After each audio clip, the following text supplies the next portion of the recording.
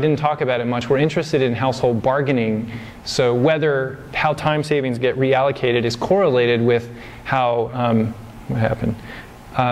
With whether how men and women look at allocating the resources in the household. So we had teams of men and women enumerators. They would go to the household and then they would actually interview the men and women separately so that we could try to get women by themselves so they didn't feel like their husbands were listening to their answers. A question about education. You touched on it with the World Bank cartoon and briefly in some of your other bullet points. I was wondering, in general, has that also been studied? And within your studies, is that something you plan to look at or have looked at? Yeah, great question. So that is the most commonly made claim. There are a few cross-sectional studies that suffer from the same problems that I described, but they do find that when water collection times go down, they're especially interested in girls. Girls are more likely to go to school.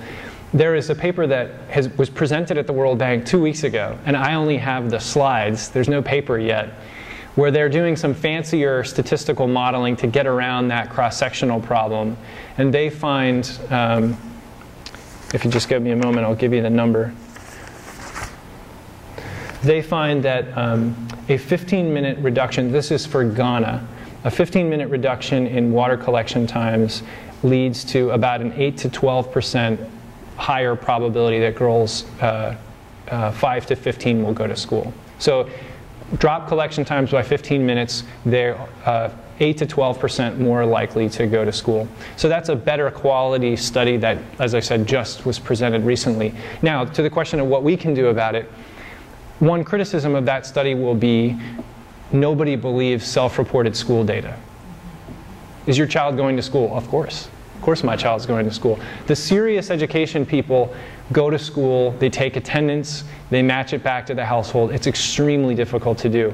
What we do is the same thing. We ask people, are the kids attending school? The problem is that it's the summertime, so none of them are currently in school when we're there. So we have to ask about, are they in school when school is in session? But this is Yuta Masuda, the PhD student. This is particularly what he's interested in for his dissertation. We've had one of our colleagues there actually go back to the schools a couple months ago, and on I think 2 or 3 random days, he went to the schools that are in these villages and took attendance.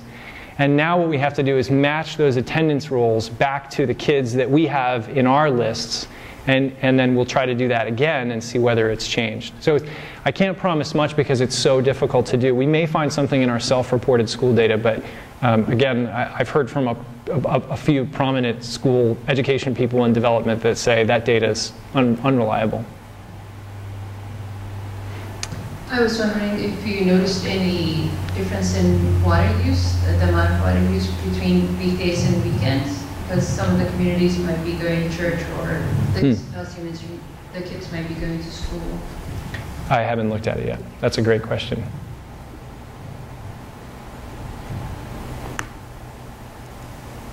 Sorry, I'm sorry, I don't have a better answer for that. So has there Yes, sir. been any evaluation as the effect of quality of the water, say water wells versus open ponds, which might be contaminated? We don't do anything with water quality. We're not doing any testing. There are studies in the field that are more concerned with the health, where they are doing a lot of microbial testing. They swab people's hands. All that stuff is useful. It's really good. It's difficult and expensive to do. So we decided to really focus our fire on water quantity and not necessarily microbiological quality. But of course, I should say that the systems are, and it's fair to say the systems are much better microbiologically. The Water First Water Action systems are a serious improvement, a big improvement in water quality. We're just not measuring it as part of our research. Joe, just so I understand, the numbers you're reporting, is it like on a day basis or a week basis when you say there's a decrease in time? Yesterday. So it's a daily basis. How much time did you spend on something yesterday? I was just wondering, what were they compensated in any way, and what, in preparation for doing this kind of research project, what kind of I guess, effects on psychologically? I mean, having people come in and into their homes, and what kind of background, and how did you kind of combat that? It seems a little intrusive, so I was just curious. Yeah. So a couple of responses. Number one, again, this kind of project is completely impossible unless you have good local partners who have trust in the community. I mean, if we just sort of dropped in and started trying to do interviews, people would say, get out of here, we don't know who you are. So we are very appreciative of the support of Water Action and allowing us to go into these villages where they have a lot of trust. I take that responsibility pretty seriously, too, to make sure that our interviews are not in any way misinforming them or causing any sort of problems. We definitely don't want to come in and make a mess of something.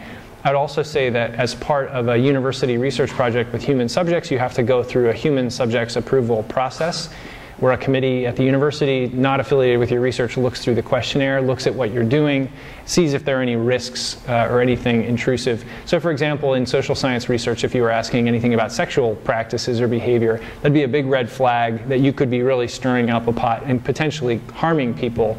I would say the stuff that we're asking about is not too much of a risk for that. And the very first thing you asked, do we compensate them? And the answer is yes. In 2009, we gave folks, I think it was soap and cooking oil.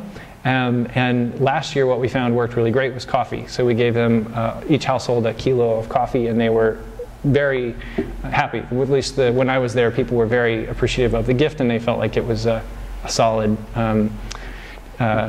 remuneration for their time. Any other questions, or perhaps now's a good time, we'll do one or two more questions, and then we can just move on to informal gathering from here. Hey, just one more question, which was, so when you say that 59 minutes was about 4.8% of their time, so I'm gonna, if I got you right, that's sort of saying there's about 20 hours of daily time for work in each average household, like 2.5 people kind of thing. I was kind of curious what that figure meant. Yeah. So what we do, again, in the macaroni thing is we say, when did you wake up? When did you go to sleep? We calculate the total amount of time that you spent awake. So I was presenting both percents and absolute numbers. And one thing that Utah and I were talking about yesterday in working through these slides is some of the numbers don't make a lot of sense, in that it looks like the amount of time people spent awake changed between 2009 and 2010. Now, there's no reason to think that that's not possible, but it's surprising to think that could be changing, but it would be changing the levels, but not necessarily the percentages of time. So again, this is really preliminary still. It's a lot of data to kind of work through and figure out what we think is going on. That's a great point. That's right, yeah, we gave them the free coffee and they couldn't get to sleep. You know, Ethiopians, they don't drink very much coffee. In addition to the time, are you monitoring what the quantity of water that people are drinking?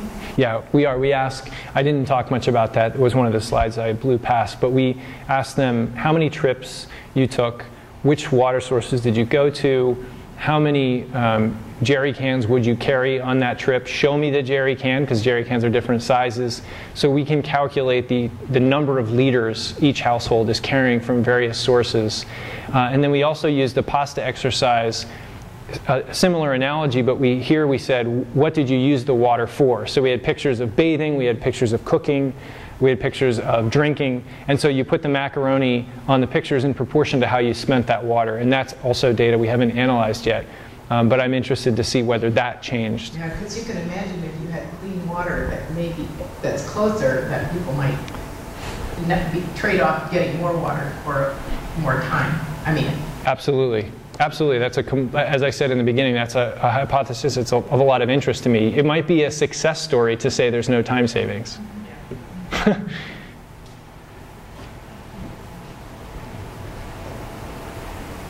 If a water source is moved closer, is there any change in which family member, like which age group goes to get it? Like if it's closer to younger family members get sent, is there a shift in who spends the time? I can't answer that yet. I'm trying to think if we will be able to answer that. And I think we will. I mean, we ask who's collecting water 2009, 2010, and this summer. So we would be able to see within a given household whether different people are collecting it in 2009 versus 10 versus 11. And I guess I'm skeptical that we have enough sample size to identify the intervention, the water system, as having an effect on that. First off, I thought if you could get Google to do Google Water, or have a jerry can global positioning system so that everybody in the world could see where every jerry can was, all sorts of things would change because it just changes behaviour and be fascinating.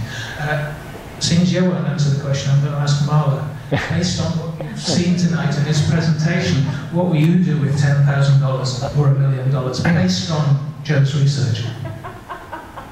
How else am I going to answer that? We're going to do the same stuff that we're doing now. We feel pretty committed to this work for a lot of reasons. You couldn't have done.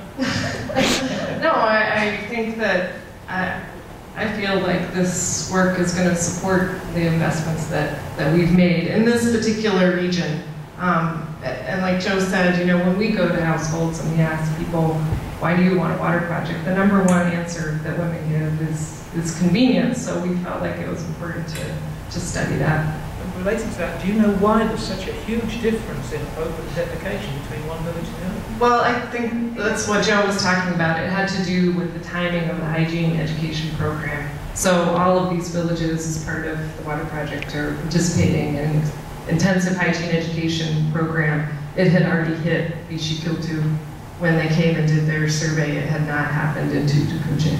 So we're expecting to see we may see it come down in Tutukunche if the hygiene education program is working there. Yeah, and we would probably see it. Yeah, and let me jump in with one last point on that. My wife Embry sent me an article that was in the Guardian, the British newspaper, yesterday, and the title was something along the lines of aid donors shying away from unsexy water projects, and water projects at the macro level in terms of the national or multilateral aid agencies were not funding water projects because they weren't sexy. They weren't the sort of vaccine projects or whatever you might think is sexy. So that's all to say that it may not.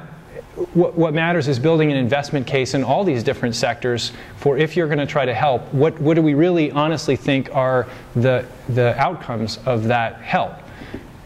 So I think it does have, it does have a bearing on, I mean, this research isn't published yet and out there yet, but I'm hoping that it will have an impact on helping that evidence base for investments in the water and sanitation sector. Kind of strange coming from the English newspaper, which is the only English newspaper that professes no interest whatsoever in sex. Can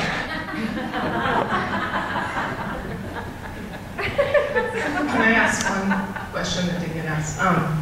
This research I happen to know was done during a rainy season.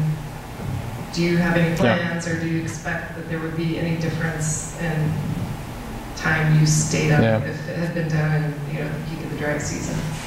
Obviously, the thought would be that it would certainly be different. You'd think the pattern of time use would be very different in the dry season. People are probably walking longer distances to get to water. We ask about the dry season water collection activities, but I don't have a ton of confidence in that because, again, it's recall. On an average day during the dry season, what do you do? So you have these sort of average day, problems conceptually, just thinking just think about yourself. What's an average day? How do you spend your time? It's hard to answer. We'd love to go back in the dry season. The big problem being that all the staff actually doing this in the field, remember, were university PhD students and Addis University undergraduates, and they all are in school during the dry season. So we're pretty much limited to the summer for now.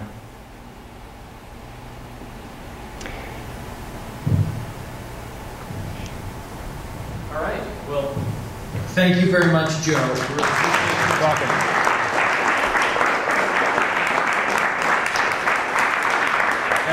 Thank you all for coming out tonight. It's a good showing. And we will be around.